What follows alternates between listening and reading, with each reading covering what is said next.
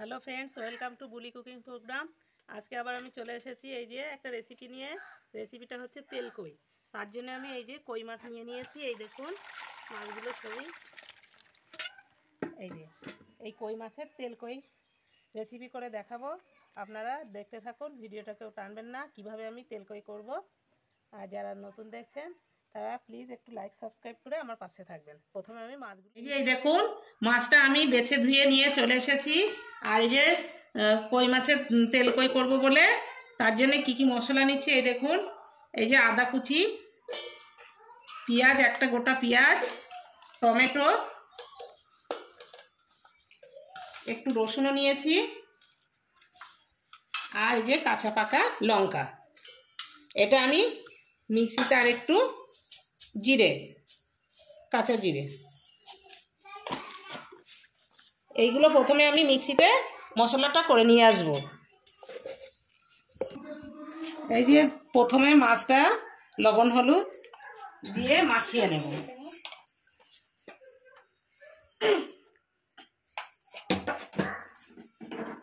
এদিকে কড়াইতে আমি তেল দিয়ে দিচ্ছি মাছটা ভাজার জন্য।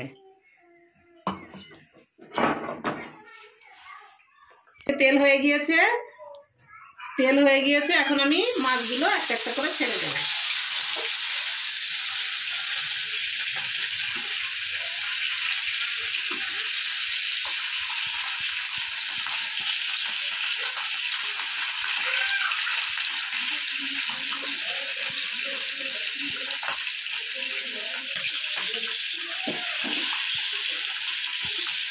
এই যে দেখুন এই মাছগুলো আমার ভাজা হয়ে গিয়েছে। এখন আমি মাছগুলো তুলে নিচ্ছি।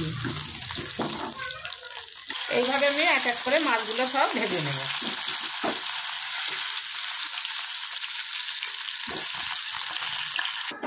মাছগুলো আমার সব ভাজা হয়ে গিয়েছে। এখন আমি এই যে কড়াইতে তেল দিয়ে দিয়েছি। তেল দিয়ে এই যে দুটো এলাচ, একটু দারচিনি আর একটা তেজপাতা প্রথমে দিয়ে দিলাম। তারপরে আমি একটু পেঁয়াজ কুচি দিয়ে দিচ্ছি।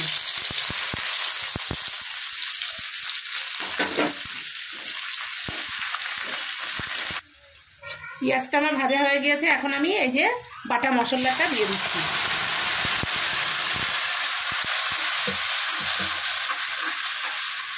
যে বাটা মশলায় কিন্তু আমার পেঁয়াজ, আদা, রসুন আর কাঁচা পাকা লঙ্কা আর একটা টমেটো একসঙ্গে আমি মশলাটা করে নিয়েছি। এখন আমি এই যে পরিমাণ মতো হলুদ,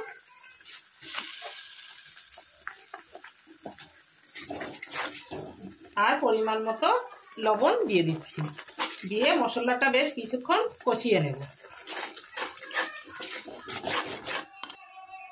এই যে এখন আমি একটু জিরের গুঁড়ো আর একটু ধনে গুঁড়ো দিয়ে দিলাম।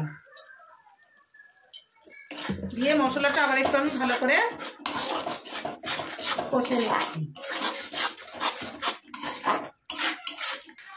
এই যে মশলাটা হয়ে গেছে, দেখুন তেল ছাড়ছে। এখন আমি মাছগুলো ঢেলে দেব।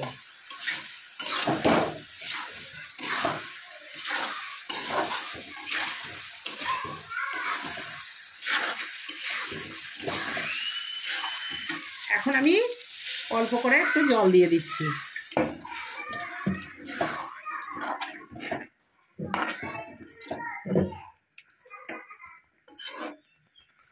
এই যে এবার কিছুক্ষণ আমি লো ফ্লেমে ঢাকনা দিয়ে 5 মিনিটের মতো রেখে দেব।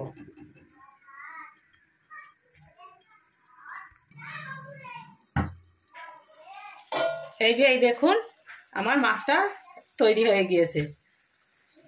কত সুন্দর কালার এসছে দেখুন, দেখতেও কি সুন্দর হয়েছে। আর কই মাছ তো খেতে ভালোই লাগে, তেল কই। আমি যেভাবে করেছি এইভাবে আপনারা বানাবেন।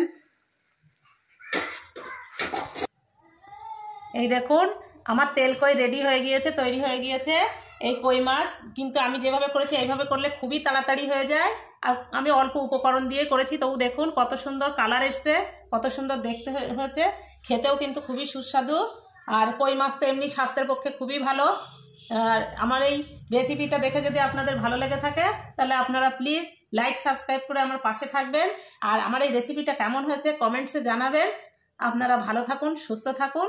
ওকে, খোদা হাফেজ।